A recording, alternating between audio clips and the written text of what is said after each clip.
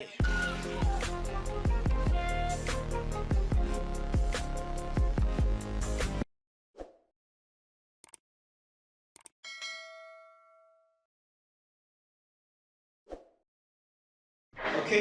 welcome to our channel again.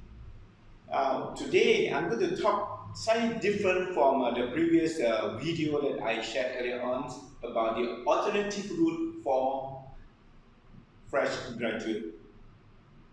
Now previously, if you watched my video, we proposed that you may like to consider become a freelancer instead of waiting for full-time job.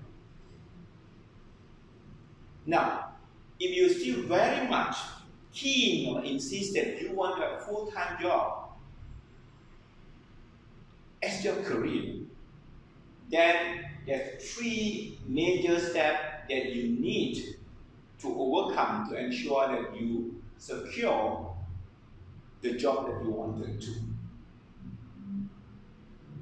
The stage one is talking about shortlisting process. Now you have to pass through that process. After you pass through that process, then the chances are your organizations will ask for face-to-face interview or virtual interview in the current situation of COVID-19 pandemic. After the interview process, then you have the post-interview process. It's talking about negotiation in terms of your package. So let's talk at the first stage itself. Now, I myself, I used to do a lot of recruitment from operators all the way until the CEO of the organization. What do I look for? I'm sure that many recruiters out there also probably look at the same thing. What I'm looking for a specific job, for example, like manager or engineer for that matter, I'm looking for the specialist.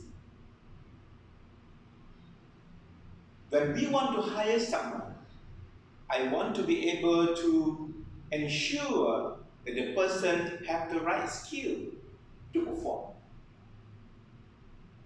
Besides the right skill, I also want to ensure that this person is excited enough about the job. Motivation, have level of high motivation, excitement, and have the willpower to execute what he's supposed to. And equally important, the point number 3 is I want to ensure that someone, new hires, especially the fresh grad, come to my organization. I want to ensure that they can fit into our culture, the organization culture. Now, with that in mind, so the first thing that you have to ensure that you pass through is to go through the shortlisting. How you want to ensure as a candidate that your resume stand out compared to everyone else. That's the first test.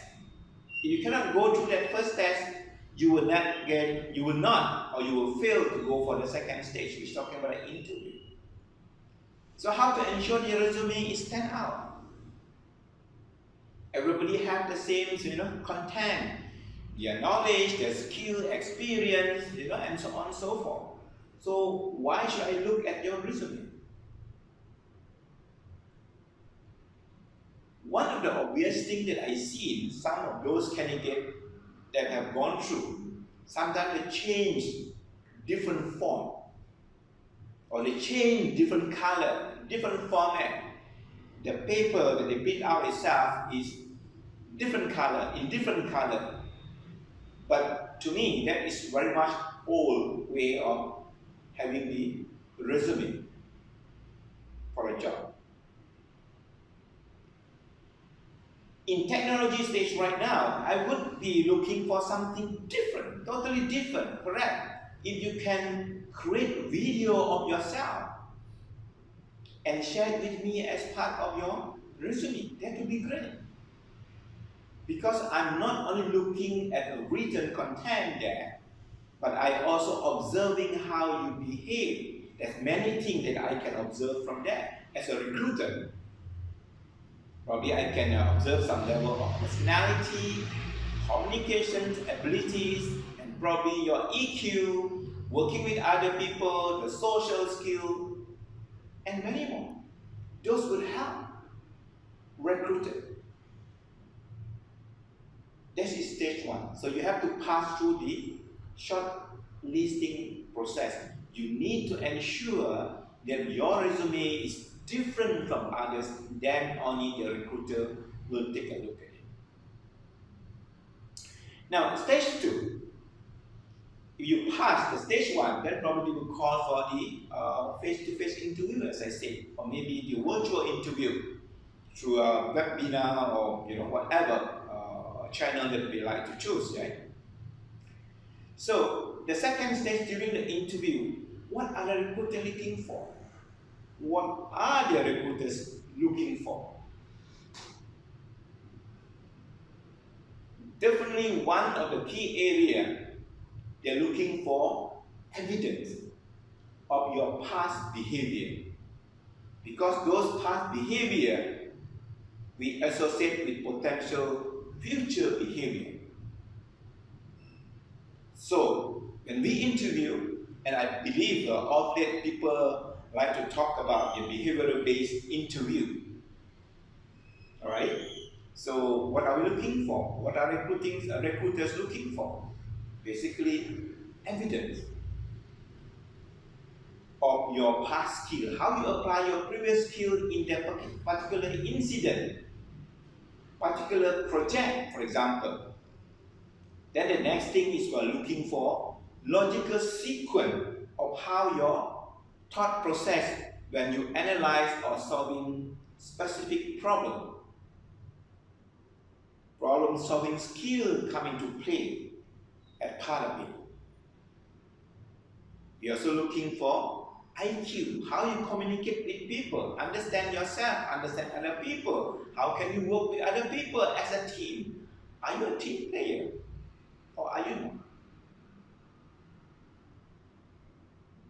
So at this stage, if the recruiter asks you a specific incident or specific evidence, you need to ensure that you prepare that ahead of time. And the chances are you'll be asked such question. So get ready with specific incident, how you address that problem, why you take that action rather than the other action. The sequence of your logical thought process take into consideration during that time.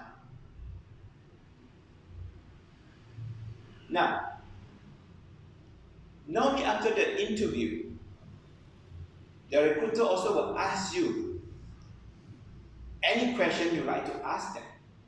In my view, you should, as a potential candidate, ask a lot of questions to the recruiter.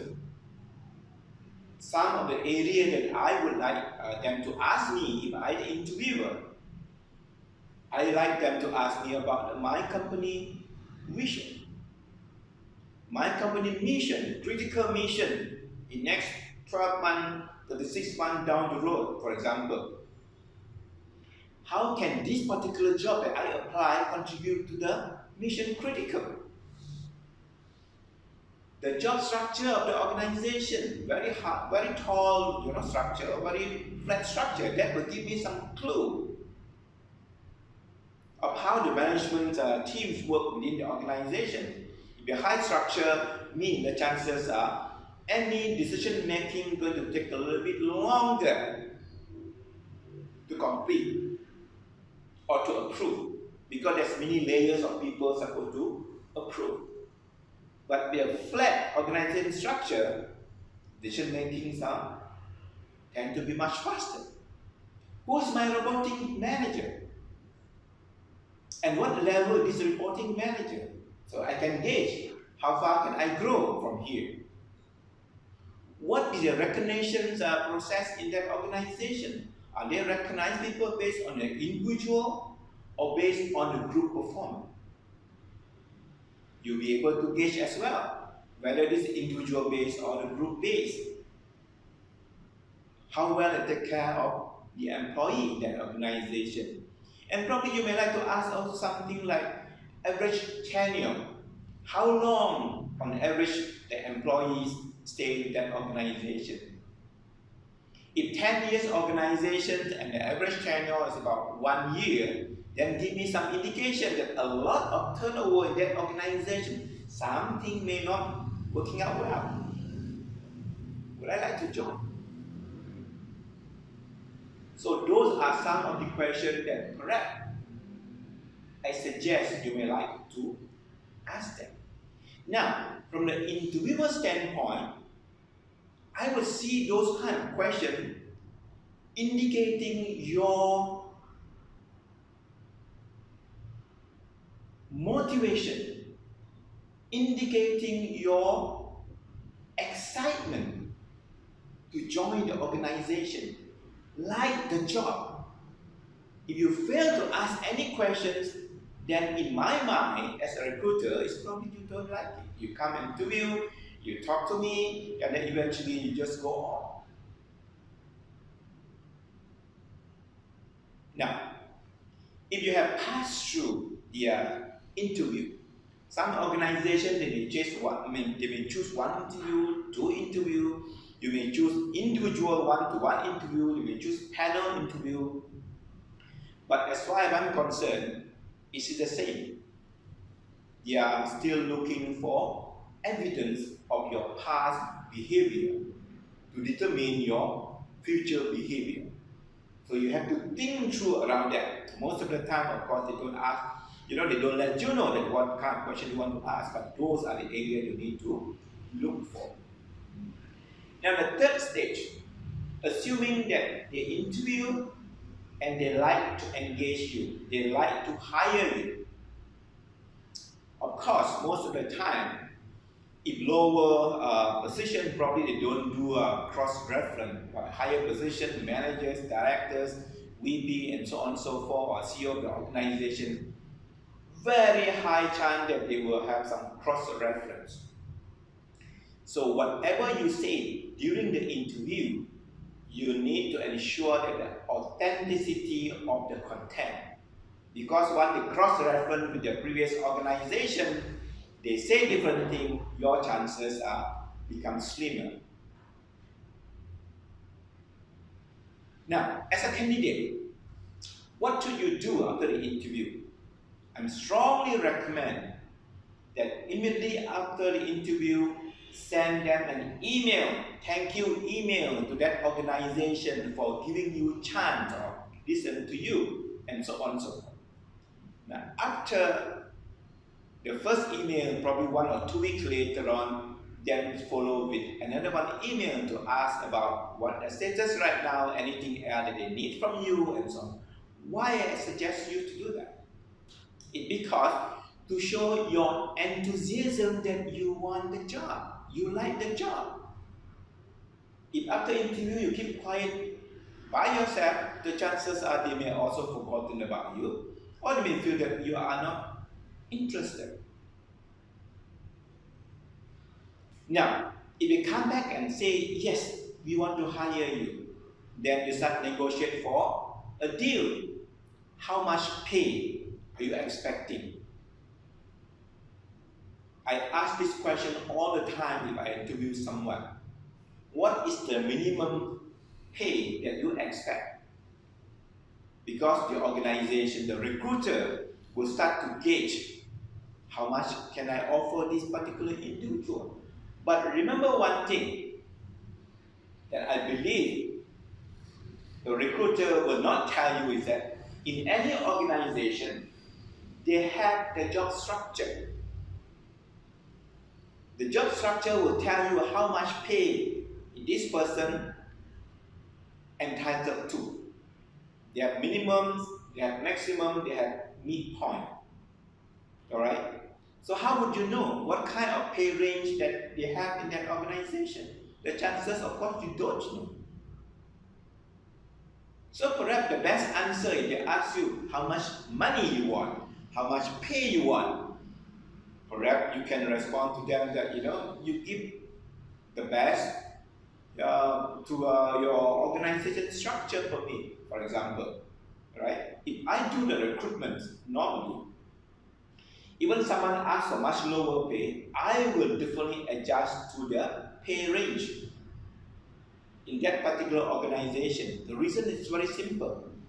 If you're taking in somebody outside, pay very low, 1 or 2 years later on, you have to adjust them up in terms of the internal equity and also market equity. You're going to make that person very hard, that organization very hard to adjust that pay up.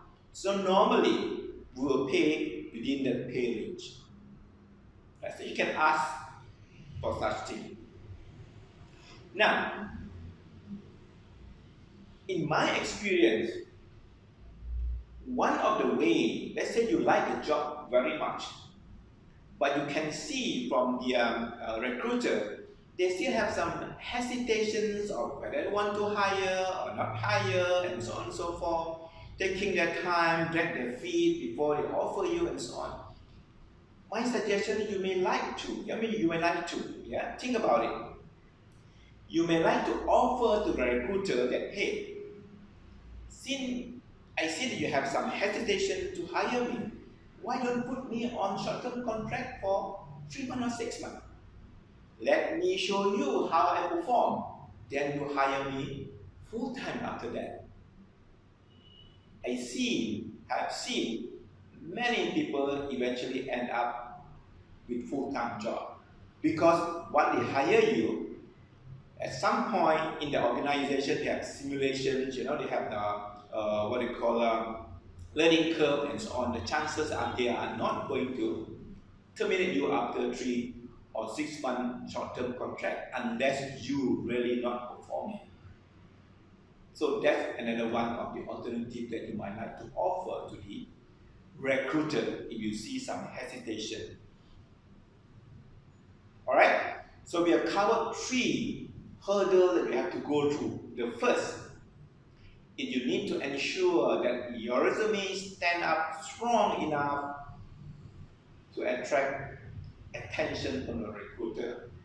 The second thing is during the interview is you need to project yourself in such a way that what I've done in the past,